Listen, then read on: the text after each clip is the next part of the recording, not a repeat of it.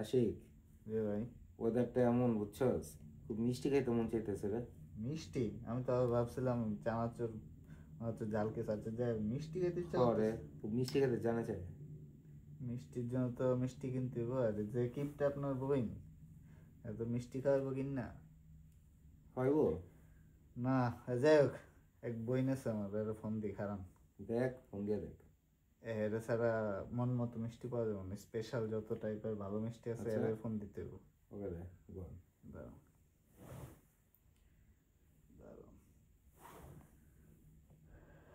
হ্যাঁ আপু, বাই। হ্যাঁ ম্যানেজ করে লেছি। করে লাইছো? 1 ঘন্টা সময় দেন, শাবাশ। ড্রাইভ করে নিয়ে আসি গিয়া। ও ওয়াও, চামচ নিয়ে আসলাম মাত্র। Nice bro. এই আপু দিয়ে চামচও দিয়ে দিচ্ছি। চামচ দিছে, টিস্যু দিছে। যাই হোক, বাসায় যেতে আছি। ওকে। এই আপু আজকে বললো যে সে নাকি একটা স্পেশাল মিষ্টি বানাইছে, হ্যাঁ হ্যাঁ, বলছে এটা ট্রাই করো। Fully packed. এতগুলো মিষ্টি কিনছো? আর আপু দিছে, নেন ভাই, Wow. নেন। এটা স্পেশাল কিছু একটা অ্যালমন্ডস দিছে, আর এটা কি জিনিস? ক্ষীর মনে হয় ভিতরে। ওকে, ক্ষীর, পুরোটাই ক্ষীর।